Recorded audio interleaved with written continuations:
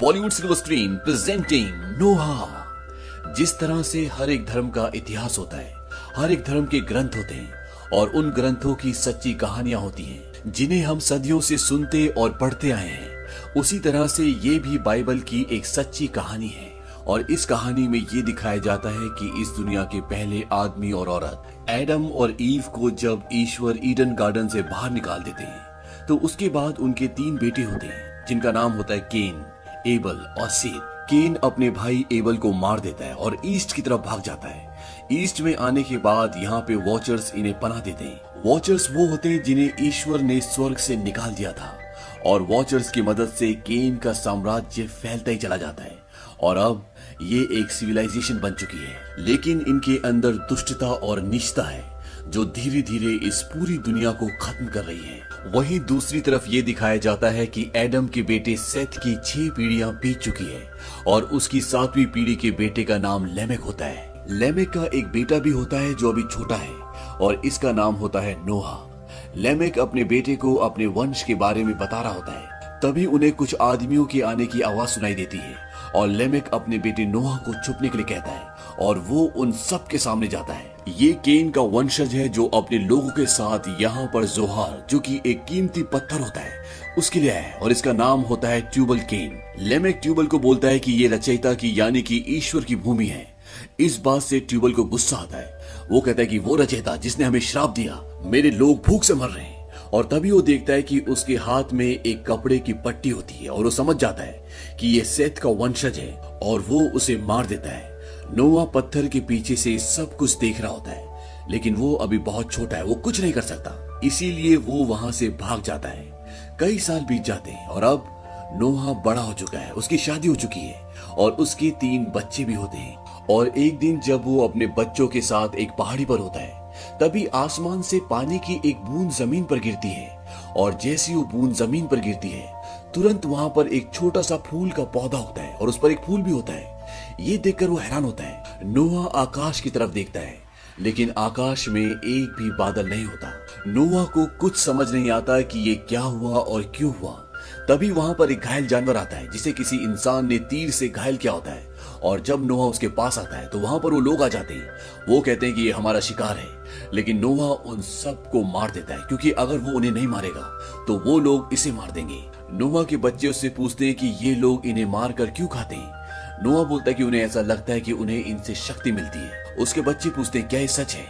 नोहा बोलता है कि नहीं, शक्ति सिर्फ ईश्वर से मिलती है और किसी भी चीज से नहीं। और इसके बाद ये सब अपने घर आ जाते हैं और रात को नोहा को सपना आता है और उस सपने में वो देखता है कि दोबारा से पानी की एक बूंद जमीन पर गिरी और वहां पर एक फूल उग गया। और इसके बाद वो ये भी देखता है कि पूरी दुनिया पानी के अंदर डूब चुकी है, यानी कि ये पूरी दुनिया खत्म हो गई। और वो उठ जाता है और वो समझ जाता है कि ये महज एक सपना नहीं है बल्कि इस दुनिया में जल प्रलय आने वाली है। इसीलिए वो अपने पूरे परिवार को लेकर अपने दादा मिथुसुला से मिलने के लिए निकल पड़ता है। हालांकि उसे नहीं पता होता कि उसके दादा जिंदा हैं भी कि नहीं, लेकिन सपने में उसने उनका पर्वत देखा होता है, इसीलिए उसे लगता है कि वो जिंदा है। दरअसल ये वो वक्त था जब भविष्यवाणियों का सच होना, सपनों का सच होना, ये सब बहुत आम बात थी। और अब नोहा अपने पूरे परिवार को लेकर अपने दादा से मिलने के लिए निकल पड़ता है और तभी उन्हें रास्ते में एक घायल लड़की मिलती है। इसका नाम ईला होता है जिसे कुछ लोगों ने मारा होता है। वो उसे कहते हैं कि तुम्हें कुछ नहीं होगा और तभी वो देखते हैं कि पीछे से बहुत सारे लोग आ रहे होते हैं और ये सब इनको मारना चाहते हैं। और अब नोहा अपने परिवार को बोलता है कि चलो यहाँ से, हमें जाना होगा। और वो ईला को लेकर वहां से भागना शुरू कर देते हैं लेकिन वो लोग उन तक पहुंचने वाले होते हैं और तभी नोहा अपने बेटे शैम को बोलता है कि अपनी माँ का ध्यान रखना और वो उन सबको वहां से जाने के लिए कहता है। और अब ये सब लोग जो इनका पीछा कर रहे हैं वो नोहा तक पहुंच जाते हैं और तभी वहां पर एक वॉचर आ जाता है और उस वॉचर को देखकर सभी लोग रुक जाते हैं। वो वॉचर नोहा को मारता है जिससे वो बेहोश हो जाता है और जब नोहा की आंखें खुलती है तो वो अपने परिवार के पास होता है। ये सब के सब एक घाटी के अंदर होते हैं और चारों तरफ बहुत सारे वॉचर्स होते हैं और वो इन सब को उस जगह पर छोड़कर चले जाते हैं। लेकिन रात को एक वॉचर इनके पास आता है और वो बोलता है कि मुझे माफ करना, मैंने तुम्हें डरा दिया। नोहा का बेटा पूछता है कि तुम हमारी मदद क्यों कर रहे हो। वॉचर बताता है कि रचयिता ने हमें दूसरे दिन बनाया था, जिस दिन उसने हेवन बनाया था, और उसने हमें एडम और ईव पर पहरा देने के लिए बनाया था। वो बताता है कि हमने एडम और ईव का प्यार देखा है और हमने उनका अंत भी देखा है, और जब हमें उन पर तरस आया हमने ईश्वर की आज्ञा का उल्लंघन किया। उस वक्त हम पत्थर के नहीं थे, बल्कि हम एक रोशनी थे, और ईश्वर की आज्ञा का उल्लंघन करने पर हमें धरती पर फेंक दिया गया, और उसके बाद तुम्हारी धरती ने हमें पत्थर और मिट्टी से ढक लिया। लेकिन फिर भी हमने इंसानों की मदद की, उन्हें वो सब कुछ सिखाया जो हमें आता था। दरअसल वॉचर्स ने एडम के बेटे केन की मदद की होती है, और जिसकी वजह से उसका साम्राज्य इतनी दूर दूर तक फैल गया होता है। लेकिन जो भी वरदान हमने उन्हें दिए थे, उन्होंने उन सब को हिंसा में बदल दिया और हमारे खिलाफ खड़े हो गए, हमें मारने लगे। और तब एक इंसान ने हमारी मदद की, और वो थे तुम्हारे दादा मैथुसला। हमने ईश्वर से प्रार्थना की कि हमें वापस ले ले, लेकिन वो खामोश था। और अब तुम ये कहते हो कि तुमने ईश्वर का बुलावा सुना है, और इसी वजह से मेरे साथ का कोई भी तुम्हारी बातों पे यकीन नहीं करता। दरअसल नोआ ने इन्हें ये सारी बातें पहले बताई थी, लेकिन ये सब उस पर विश्वास नहीं करते, क्योंकि इंसान ने ईश्वर की बात ना मानकर उसको धोखा दिया था और आज इस दुनिया को पूरी तरह से बर्बाद कर दिया है। लेकिन फिर भी ये वॉचर नोआ पे विश्वास करता है। वो कहता है कि मुझे तुम पर एडम की झलक दिखती है, वो एडम जिसकी मदद के लिए मैं यहाँ पर आया था, और इसीलिए मैं तुम्हारी मदद कर रहा हूँ। अब ये सब के सब उस पर्वत तक पहुंच जाते हैं जो नोहा ने अपने सपने में देखा था, जहाँ उसके दादा रहते हैं। और जब नोहा उस पर्वत के ऊपर जाता है तो उसके दादा जिंदा होते हैं, और वो अपने दादा को बताता है कि मैंने सपने में एक जल प्रलय देखी जिसमें पूरी दुनिया खत्म हो जाएगी, लेकिन उससे बचना कैसे ये मैंने नहीं देखा। उसके दादा उसे बोलते हैं कि ईश्वर ने तुम्हें चुना है और वही तुम्हें सही रास्ता दिखाएंगे। और तभी नोआ को कुछ विजन्स आते हैं, और वो देखता है कि जल प्रलय से पूरी दुनिया पानी में डूब चुकी है, लेकिन यहाँ पर अभी भी कुछ जानवर हैं जो तैरते हुए ऊपर जा रहे होते हैं, और ऊपर उसे एक बहुत बड़ी नौका दिखती है। और इसके बाद उसके विजन्स खत्म हो जाते हैं। अब नोआ के दादा उसे एक बीज भी देते हैं, और वो उसे बताते हैं कि ये ईडन गार्डन यानी कि इस दुनिया की पहली वाटिका का बीज है, जहाँ पर एडम और ईव रहते थे। और वो उस बीज को लेकर पर्वत से नीचे उतर जाता है। नीचे उतरने के बाद वो उस बीज को एक जगह बो देता है और रात को सो जाता है। और जब वो सुबह उठता है तो वो देखता है कि जो वॉचर उन्हें यहाँ तक लेकर आया होता है उसे 2 और वॉचर्स पकड़ कर ले जा रहे होते हैं, क्योंकि उनके हिसाब से उसने गद्दारी की है।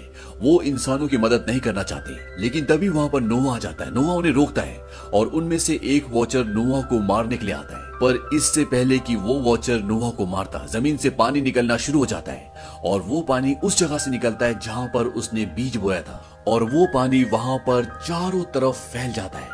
और जो भूमि अभी तक पूरी तरह से बंजर थी, जहाँ पर पेड़ का नामो निशान नहीं था, वहां पर एक हरा भरा छोटा सा जंगल उग जाता है। नोआ का बेटा बोलता है ये क्या है?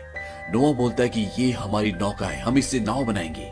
और अब वॉचर्स को भी यकीन हो जाता है कि नोआ सही बोल रहा है, ईश्वर का उसे कोई संदेश है, और वो उसे कहते हैं कि हम तुम्हारी नौका बनाने में मदद करेंगे। और ये नौका सिर्फ इन लोगों के लिए नहीं, बल्कि इस दुनिया के हर एक जीव जंतु के लिए, चलने वाले, रेंगने वाले, उड़ने वाले, सबके लिए होगी। इसीलिए इन्हें एक बहुत बड़ी नौका बनानी पड़ेगी। और इन्हें नौका बनाते बनाते कई साल हो जाते हैं, और नोहा के बच्चे भी अब बड़े हो चुके हैं, और इनकी नौका काफी हद तक तैयार हो जाती है। और एक दिन बहुत सारे पंछी इनकी नौका की तरफ उड़ते हुए आते हैं, क्योंकि उन सबको ईश्वर का आदेश होता है। और इसीलिए हर एक जाति में से एक पंछियों का जोड़ा यहाँ पर आता है, ताकि जब सृष्टि पूरी तरह से जलाशय हो जाए तो हर एक जाति का एक जोड़ा बचा रहे, जो आगे चलकर अपनी जाति को बढ़ाए। और इसके साथ साथ यहाँ पर सारे जानवर भी आ जाते हैं, रेंगने वाले, चलने वाले। और अब नोहा को समझ में आ जाता है कि वो वक्त आने वाला है जब जल प्रलय होगी। लेकिन तभी यहाँ पर वो आदमी आ जाता है जिसने नोहा के पिता को मारा था, जिसका नाम ट्यूबल केन है। ट्यूबल केन नोहा को बोलता है कि मैंने चमत्कारों के बारे में सुना था, लेकिन मैंने उन पर विश्वास नहीं किया। लेकिन जब मैंने कई पक्षियों को इस तरफ आते हुए देखा तो मुझे भी यहाँ पर आना पड़ा। ट्यूबल केन को अभी प्रलय के बारे में कुछ नहीं पता होता, लेकिन उसे नोहा सब कुछ बताता है। वो कहता है कि एक नाव है, और इस सृष्टि में जब जल प्रलय आएगी तो हम इस नाव से मासूमों को बचाएंगे। ट्यूबल कहता है कि ईश्वर क्या होता है हमें इसके बारे में कुछ नहीं पता, लेकिन हमने उसकी आवाज कई बार सुनी है। उसने हमें इस संसार में भटकने के लिए छोड़ दिया, हम अनाथ हैं। लेकिन ट्यूबल फिर भी इस जगह पर अपना कब्जा करना चाहता है। और तब नोआ उसे बताता है कि मैं सेत की 8वीं पुस्त हूँ, और तुम सब के सब यहाँ से अपने शहरों के लिए वापस लौट जाओ, हम सब का न्याय हो चुका है। दरअसल एडम के 3 बेटे होते हैं, जिसमें से एक का नाम सेत और दूसरे का नाम कैन होता है। नोआ सेत का वंशज है, और ट्यूबल कैन का। यहाँ पर ट्यूबल के साथ बहुत सारे लोग होते हैं, वो उनका राजा है, इसीलिए वो यहाँ पर नोआ की नाव को हथियाना चाहता है। लेकिन तभी वहाँ पर जो वॉचर्स होते हैं वो सब के सब खड़े हो जाते हैं, जिन्हें अभी तक ट्यूबल ने नहीं देखा था। और उन वॉचर्स को देखकर ट्यूबल के लोग डर जाते हैं। ट्यूबल नोआ को बोलता है कि तुम एक जल प्रलय का दावा कर रहे हो, अगर ईश्वर ने ऐसा किया तो मैं तुम्हारे साथ तुम्हारी नाव में तैरूंगा। नोआ बोलता है कि तुम्हारी जाति वालों के लिए उसमें कोई भी जगह नहीं है। इसके बाद ट्यूबल वहां से जाता है और जाने से पहले वो ये कहता है कि मैं चमत्कारों से नहीं डरता, और अगर वो हमें डराएगा तो मैं एक बार फिर लौटूंगा, वो भी दुगनी सेना के साथ। और वहां से जाने के बाद वो बहुत सारे हथियार बनाना शुरू करता है, क्योंकि वो उन पर हमला करना चाहता है। लेकिन यहाँ पर ट्यूबल के लोग भूख से मर रहे होते हैं, उनकी हालत बहुत खराब होती है और उन्हें जंग नहीं बल्कि भोजन की जरूरत है। वहीं दूसरी तरफ ये दिखाया जाता है कि नोआ का जो छोटा बेटा होता है, जिसका नाम हैम है, वो अपने पिताजी से बोलता है कि आपने वादा किया था कि आप हमारे लिए पत्नियां लेकर आओगे। नोआ बोलता है कि ऐसा कुछ नहीं होने वाला, तुम अपना काम करो, हमें जल्दी से जल्दी काम खत्म करना है, जल प्रलय आने वाली है। और इस बात से हैम नाराज होकर वहां से चला जाता है। नोआ अपनी पत्नी को बोलता है कि हम काम करेंगे, अपने काम को पूरा करने के बाद हम भी और लोगों की तरह मर जाएंगे। दरअसल इनके 3 बेटे होते हैं और इनके पास जो लड़की होती है जिसका नाम ईला है, जिसे इन्होंने बचपन में बचाया था, लेकिन बचपन में जब वो उन्हें मिली थी तो उसके पेट में बहुत गहरी चोट लगी थी, और जिसकी वजह से अब वो कभी भी मां नहीं बन सकती। और क्योंकि नोआ अपने बच्चों के लिए कोई भी पत्नी नहीं लेकर आया, तो इसका मतलब ये है कि जल प्रलय के बाद अगर ये बच भी गए तो भी इनका वंश आगे नहीं बढ़ेगा, क्योंकि नोआ के 3 बेटे होते हैं। नोआ कहता है कि जल प्रलय के बाद जब हमारा परिवार बचेगा और उसके बाद जब हमारी मृत्यु होगी, तो हमारी मृत्यु के साथ इंसान भी इस धरती से हमेशा के लिए खत्म हो जाएंगे, और शायद यही ईश्वर की मर्जी है। अब इस बात से परेशान होकर नोआ की पत्नी नोआ के दादा मिथुशिला के पास जाती है और वो उन्हें सब कुछ बताती है। हालांकि मिथुशिला उसकी बात का जवाब अच्छे से नहीं देते, लेकिन जंगल में जब ईला अकेली घूम रही होती है तभी उसे मिथुशिला मिलते हैं और वो ईला को कहते हैं कि तुम पिछले 10 सालों से मेरे परिवार के साथ रह रही हो, तो तुम भी मेरे परिवार का हिस्सा बन गए, और इन 10 सालों में मैंने तुम्हें कुछ भी नहीं दिया। और इसके बाद वो उसके पेट पर हाथ लगाते हैं, जिससे उसका वो रोग जिससे वो कभी भी मां नहीं बन सकती थी, वो बिल्कुल ठीक हो जाता है। और ईला समझ जाती है, वो इस बात से बहुत खुश होती है और वो शैम के पास जाती है और उसके गले लग जाती है। और अब वो वक्त आ जाता है जब जल प्रलय आने वाली है और अब सबको नाव के अंदर जाना होगा। लेकिन शैम का छोटा भाई हैम यहाँ पर नहीं होता, वो अपने लिए एक साथी जोड़ा ढूंढने गया होता है और उसकी वहाँ पर एक लड़की से दोस्ती भी हो जाती है।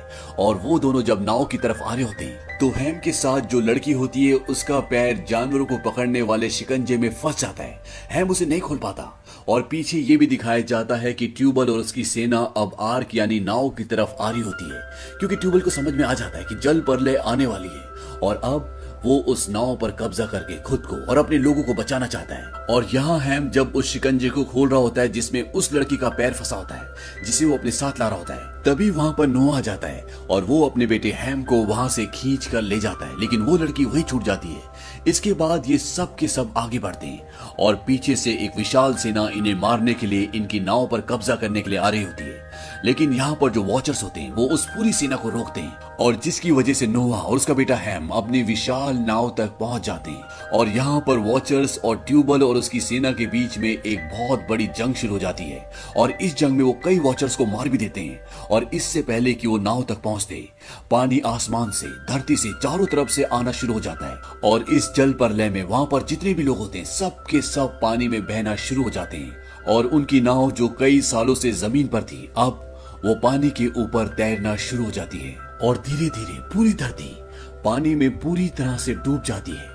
वहीं इस विशाल नाव के अंदर ये दिखाया जाता है कि यहाँ पर ट्यूबल भी छुपा होता है। दरअसल नोआ का छोटा बेटा हैम उसकी मदद कर रहा होता है और जब ट्यूबल उससे पूछता है कि तुम मेरी मदद क्यों कर रहे हो, तो हैम बताता है कि वहां पर एक लड़की थी जिसे मैं अपने साथ नाव में लेकर आना चाहता था, लेकिन मेरे पिता ने मना कर दिया, उसे मरने के लिए वहीं छोड़ दिया।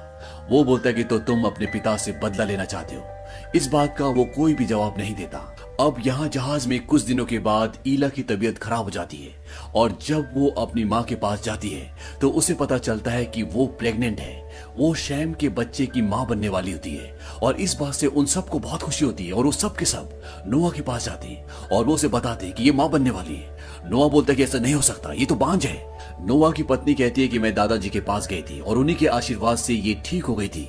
इस बात से नोआ को बहुत गुस्सा आता है। वो कहता है कि तुमने ईश्वर की आज्ञा का उल्लंघन किया है, इतनी सारी जो जाने गई वो अब सब बेकार हो जाएगा। और नोआ बाहर जाता है जहाँ पर बारिश हो रही होती है और वो ईश्वर से कहता है कि आपको मेरी बात का जवाब देना होगा, ये सब ऐसा क्यों हुआ। लेकिन उसकी बात का कोई जवाब नहीं होता। और तभी वहां पर ईला और उसका बेटा, उसका पूरा परिवार आ जाता है और नोआ उन्हें बोलता है कि अगर ये लड़का हुआ तो ये इस दुनिया का अंतिम मनुष्य होगा, और अगर ये लड़की हुई तो मुझे मजबूरन उन्हें मारना होगा, क्योंकि मैं नहीं चाहता कि इस धरती पर, इस दुनिया पर मनुष्य दोबारा से आए, और ये ईश्वर की आज्ञा है। हालांकि नोहा की पत्नी उसे बहुत समझाने की कोशिश भी करती है, लेकिन नोहा उसकी बात नहीं मानता। वो बस ईश्वर की आज्ञा का पालन करना चाहता है। यहाँ पर यह दिखाया जाता है कि बारिश तो बंद हो गई है, लेकिन अभी भी चारों तरफ पानी होता है। ये कई बार पक्षी भी उड़ाते हैं ताकि वो अपने पंजों में मिट्टी या घास लेकर आए, लेकिन इनके हाथ निराशा ही लगती है। अब यहाँ पर यह दिखाया जाता है कि शैम एक नाव बना लेता है ताकि वो अपनी पत्नी ईला के साथ यहाँ से निकल जाए, क्योंकि वो नहीं चाहता कि अगर उसके घर में बेटी पैदा हो तो उसके पिता नोहा उसे मार दे। और जब वो नाव से वहां से निकलने वाले होते हैं तभी नोहा उन्हें देख लेते हैं और वो उनकी नाव को जला देते हैं, और जिस वजह से ये वहां से निकल नहीं पाते। अब नोहा का छोटा बेटा हैम ट्यूबल की बातों में आकर अपने पिता नोहा को उस तक ले जाता है और वो उस पर हमला कर देता है। इन दोनों के बीच में बहुत लड़ाई होती है। वहीं दूसरी तरफ ये दिखाते हैं कि ईला के पेट में दर्द होना शुरू हो जाता है और उसकी डिलीवरी हो जाती है। उसको जुड़वा लड़की होती है और इस बात से वो सब परेशान हो जाते हैं, क्योंकि नोहा ने कहा था कि अगर लड़की हुई तो वो उसे मार देगा।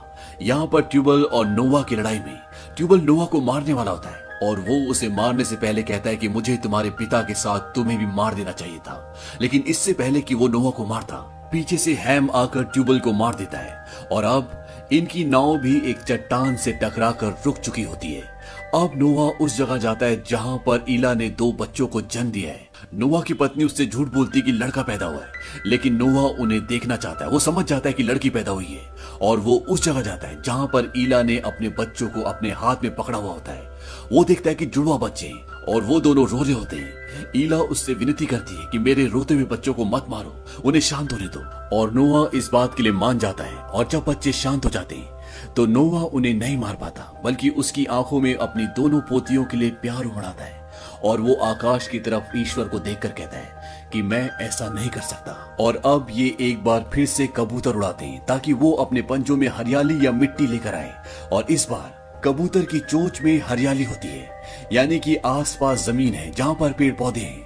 और ये देखकर सबको खुशी होती है और ये एक आइलैंड पर पहुंच जाते हैं जहां पर बहुत सारी हरियाली है। लेकिन नोहा अपने परिवार के साथ नहीं रहता। उसने उनके साथ जो भी किया है उसके लिए उसके दिल में शर्मिंदगी होती है और वो एक गुफा में जाकर रहने लग जाता है और अपने गमों को भुलाने के लिए अपने आप को शराब में डुबा लेता है। और एक दिन जब शैम, हैम और ईला उस जगह पर जाते हैं तो वो देखते कि नोहा वहां पर जमीन पर पड़ा होता है। ये सब देखने के बाद हैम ये तय करता है कि वो अब अकेला रहेगा और वो अपने परिवार को हमेशा के लिए छोड़कर चला जाता है। नोहा के दिल में इस बात का दुख होता है कि उसने अपने परिवार को सबको धोखा दिया और इसीलिए वो अकेले में रहने चला गया था। लेकिन ईला उसके पास जाती है, उसे बोलती है कि ईश्वर ने सब कुछ आपके ऊपर छोड़ा था, लेकिन आपने दया और प्यार को चुना, इसीलिए आपने मेरी बेटियों को नहीं मारा। इस बात से नोहा को बहुत तसल्ली मिलती है और अंत में वो एक बार फिर से अपने परिवार के साथ रहने आ जाता है और अपनी पोतियों को, अपने परिवार को ये आशीर्वाद देता है कि तुम हमेशा खुश रहो, फूलो फलो और इस पूरी धरती पर फैल जाओ। और इसी के साथ ये कहानी खत्म हो जाती है। ये फिल्म सन 2014 में रिलीज हुई थी और इस फिल्म का बजट था $125 मिलियन और इस फिल्म ने बॉक्स ऑफिस पर कमाई की थी $363 मिलियन की। उम्मीद करते हैं कि बाइबल की ये कहानी आपको पसंद आई होगी।